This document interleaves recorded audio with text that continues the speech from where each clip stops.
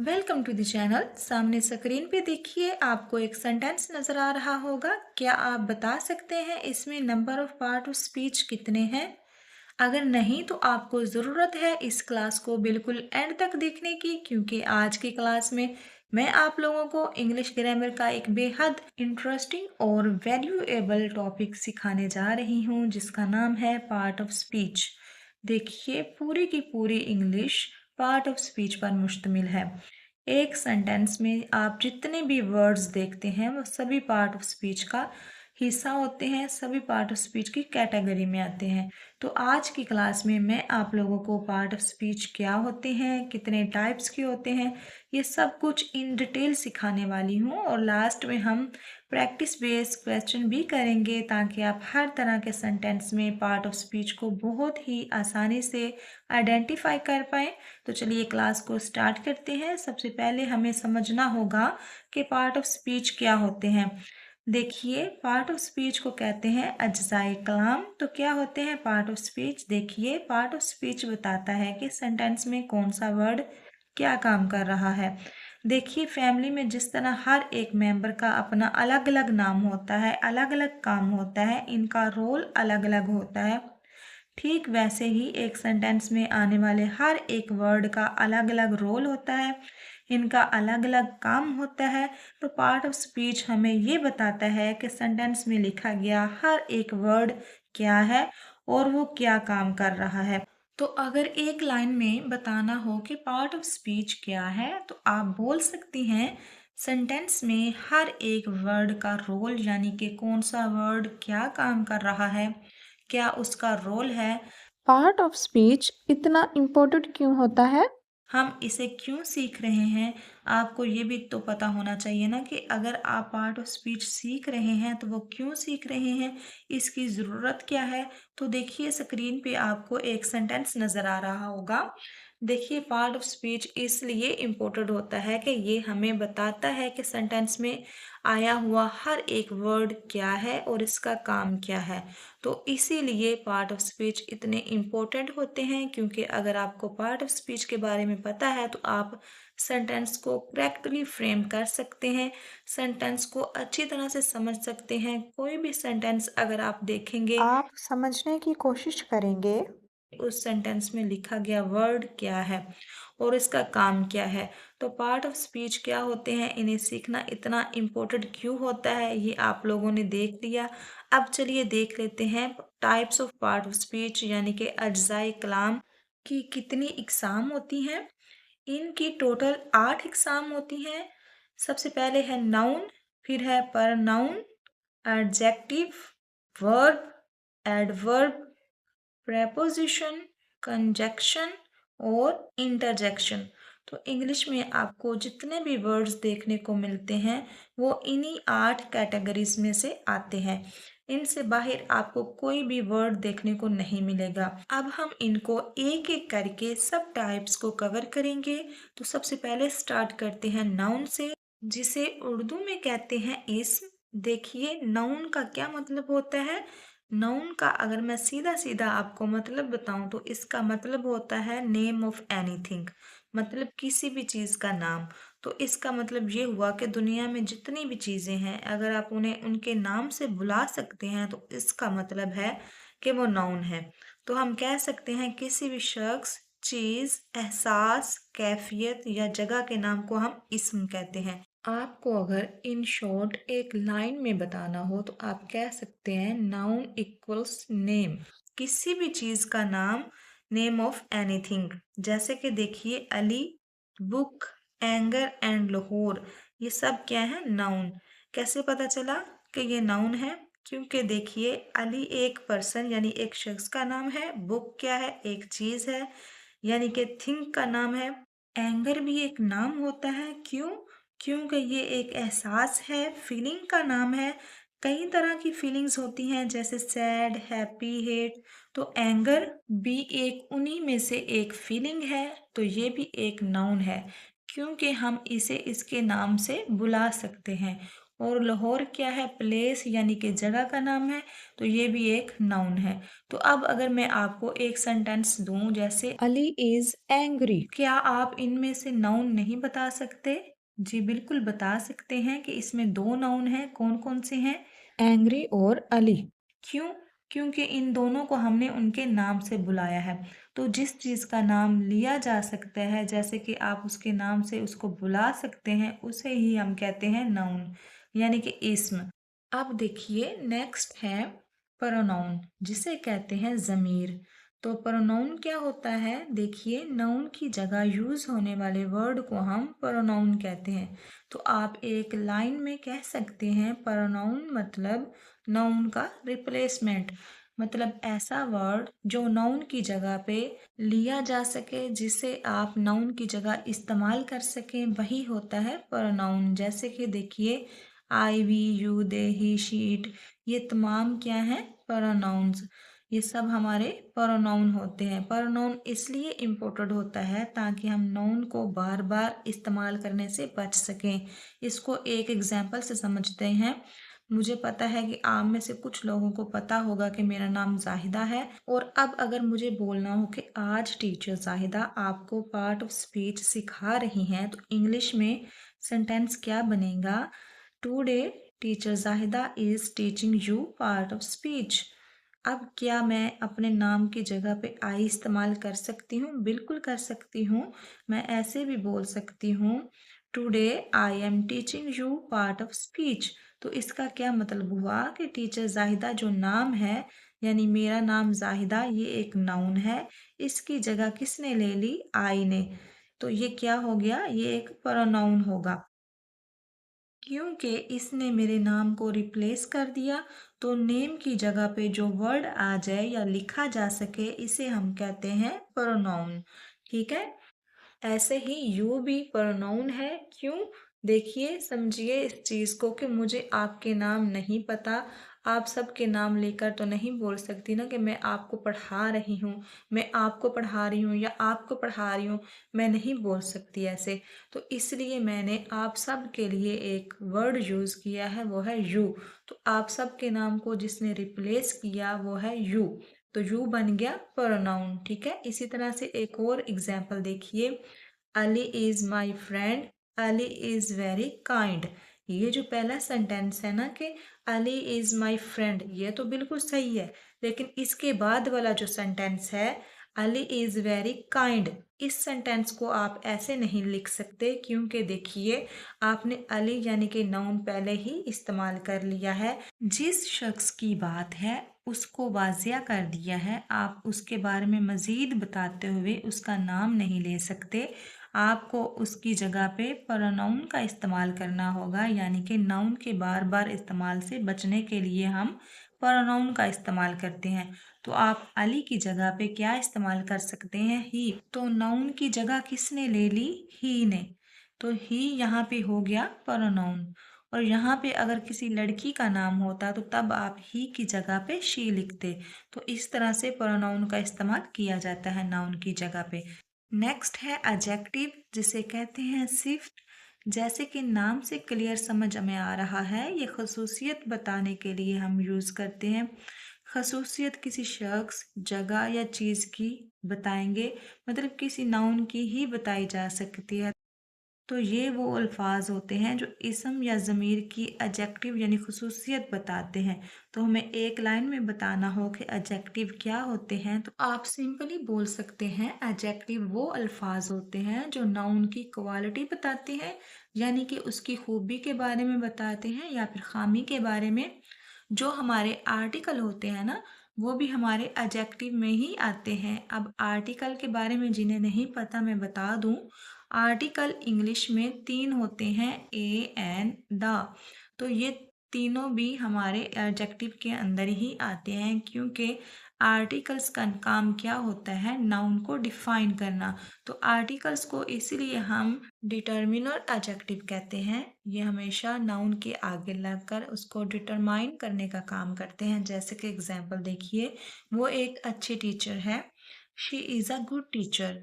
अब देखिए, अगर आप एडजेक्टिव फाइंड आउट करना है आपको अपने सेंटेंस में, तो याद रखिएगा, अगर आप सेंटेंस से कैसा ये क्वेश्चन पूछते हैं ना, तो जो भी आपको आंसर में मिलेगा वही आपका एडजेक्टिव होता है।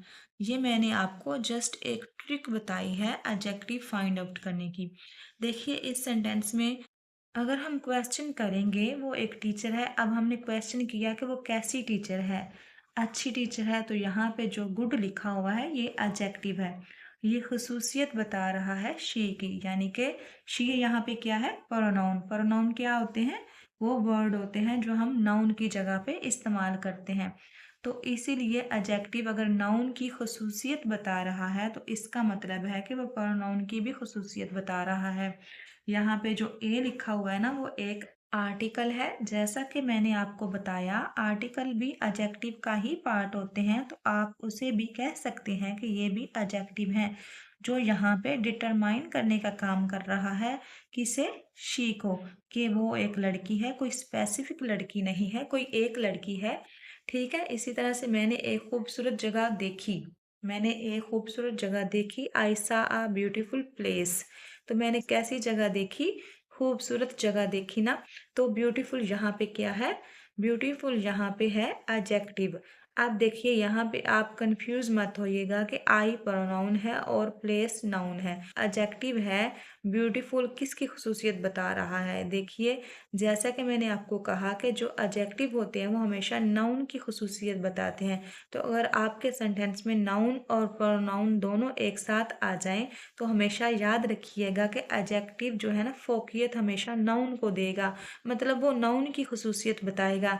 जैसे कि यहाँ पे हो रहा है, जो ब्यूटीफुल आया है ना, वो किसकी खूबी बता रहा है, वो प्लेस की। तो यहाँ पे जो ए लिखा हुआ है ना, वो एक आर्टिकल है जो कि एडजेक्टिव के अंदर ही आएगा, और ये भी खसूसियत बता रहा है कि किसकी, प्लेस की, कि मैंने कोई एक जगह देखी। तो अगर सेंटेंस में नाउन और प्रोनाउन दोनों आ जाएं तो एडजेक्टिव नाउन की फोकियत, नाउन की खसूसियत बताएगा। लेकिन अगर सेंटेंस में नाउन नहीं है, नाउन की जगह पे प्रोनाउन का यूज़ हुआ है, तो जो एडजेक्टिव होगा वो प्रोनाउन की खासियत बताएगा। नेक्स्ट है वर्ब, यानी कि फेल। ये पार्ट ऑफ स्पीच का सबसे इम्पोर्टेंट पार्ट होता है। बगैर वर्ब के कोई भी सेंटेंस नहीं बन सकता। आप कोई भी सेंटेंस उठा के देख लीजिए, इसमें वर्ब किसी न किसी शक्ल में आया होता है। तो वर्ब क्या होता है, देखिए, वर्ब यानी कि फेल वो अल्फाज होते हैं जो किसी काम यानी कि एक्शन या फिर किसी हालत यानी स्टेट को बताते हैं। अब देखिए, जो वर्ब होते हैं ना, ज़्यादातर दो तरह के होते हैं। एक होता है मेन वर्ब यानी असल फेल, और दूसरा होता है हेल्पिंग वर्ब यानी कि मामन फेल। मेन वर्ब में कौन कौन से वर्ब आते हैं, वो सब वर्ब आएंगे जो एक्शन यानी कि काम बताएंगे, जैसे ईट, गो, राइट, स्पीक, टीच, प्ले, कम, एटीसी। ये सब काम को बताते हैं। तो ये वर्ब्स मेन वर्ब होते हैं। और हेल्पिंग वर्ब में आते हैं is, am, are, was, were, has, had, will B.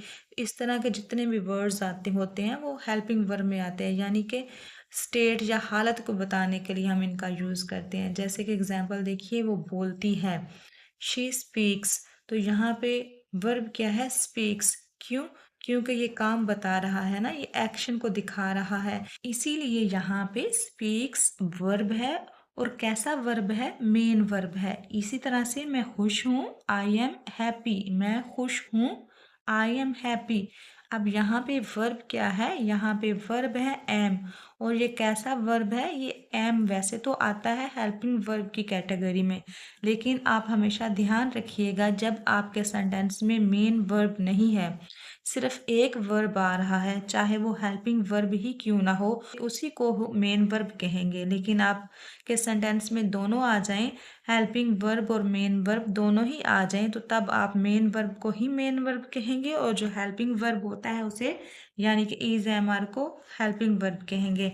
इसी तरह वो हॉकी खेल रहे थे, दे वर प्लेइंग हॉकी। अब यहाँ पे जो मेन वर्ब है वो है प्लेइंग, यानी कि खेलना। और जो इसमें हेल्पिंग वर्ब है वो है वर, जो कि स्टेट यानी कि हालत बता रहा है।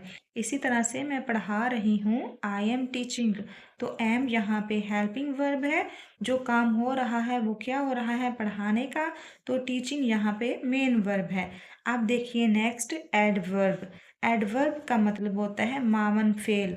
वो अल्फाज होते हैं जो फेल या सिफ्त के बारे में मज़ीद मालूमात देते हैं। देखिए आपको नाम से ही पता चल रहा होगा, जो फेल की मदद करे, ये सिर्फ फेल की मदद नहीं करते बल्कि ये सिफ्त यानी एडजेक्टिव की भी मज़ीद मालूमात देने में मदद करती हैं। जैसे कि एग्जांपल देखिए, वो बहुत खूबसूरत है, शी इज़ वेरी ब्यूटीफुल। तो यहाँ पे ब्यूटीफुल क्या है, एडजेक्टिव है, और ब्यूटीफुल से पहले जो वेरी लिखा गया है वो एक एडवर्ब है, जो कि मज़ीद मालूमात दे रहा है किसकी, एडजेक्टिव की। वो खूबसूरत तो है, लेकिन कितनी खूबसूरत है, बहुत खूबसूरत है। तो यहाँ पे वेरी ने क्या किया, एडजेक्टिव के बारे में मज़ीद यानी एक्स्ट्रा मालूमात दी कि वो बहुत खूबसूरत है। देखिए नॉर्मल सेंटेंस हम बोलते हैं तो कैसे बोलते हैं, वो खूबसूरत है, शी इज़ ब्यूटीफुल। लेकिन जब हम बोलते हैं शी इज़ वेरी ब्यूटीफुल, तो हमारे कहने का मतलब है कि वो बहुत खूबसूरत है। तो ये जो बहुत है ना, यानी कि वेरी, यहाँ पे एडवर्ब का काम कर रहा है। इसी तरह से वो आहिस्ता बोलती है, शी स्पीक्स स्लोली, तो यहाँ पे एडवर्ब है स्लोली, और ये खासियत किसकी बता रहा है, स्पीक्स की, यानी कि वर्ब की खासियत बता रहा है। वो कैसे बोलती है, आहिस्ता बोलती है। ठीक है, इसी तरह से मैं तुमसे कल मिलूंगा, I will meet you tomorrow. अब देखिए यहाँ पे कोई काम हो रहा है, क्या काम हो रहा है, मिलने का। यहाँ पे मिलना, मीट यानी वर्ब है, तो कौन सा वर्ड यहाँ पे इसके बारे में मज़ीद मालूमात दे रहा है, कोई ऐसा वर्ड यहाँ पे है, क्या है, एक वर्ड यहाँ पे है जो मिलने के बारे में मज़ीद मालूमात दे रहा है, वो है वर्ड यहाँ पे टुमारो, यानी कि कल, कि मैं तुमसे कब मिलूंगा, कल मिलूंगा। तो यहाँ पे टुमारो एडवर्ब है, जो कि खासियत बता रहा है किसकी, वर्ब की। तो आपको कई तरह के एडवर्ब देखने को मिल सकते हैं, यहाँ पे मैंने कुछ एग्जाम्पल के लिए लिखे हैं। अगर ये वर्ड्स आपको अपने सेंटेंस में नजर आए तो समझ जाइएगा ये एडवर्ब्स हैं। देखिए जो 90% एडवर्ब्स होते हैं उनकी एंडिंग हमेशा एल वाई से होती है, जैसे ब्यूटीफुली, केयरफुली, हैप्पीली, ऑनेस्टली। तो ऐसे वर्ड्स जो वर्ब या एडजेक्टिव के बारे में मज़ीद मालूमात दें, उन्हें हम एडवर्ब कहते हैं। अब नेक्स्ट देखते हैं, वो है प्रेपोजिशन हरफे जार। अब इसका मतलब क्या होता है, देखिए प्रेपोजिशन वो वर्ड होता है जो दो चीज़ों के दरमियान ताल्लुक बताता है, जैसे जगह, वक्त या सीमत। तो अगर एक लाइन में बोलना हो कि प्रेपोजिशन क्या है, तो आप सिंपली बोल सकते हैं a word that show relationship, जो कि ताल्लुक बताता है दो चीज़ों के दरमियान। जैसे कि एग्जाम्पल देखिए, किताब मेज़ पर है, the book is on the table. अब यहाँ पे बुक और टेबल के दरमियान में जो रिलेशन या ताल्लुक है, वो कौन सा वर्ड हमें बता रहा है, ऑन।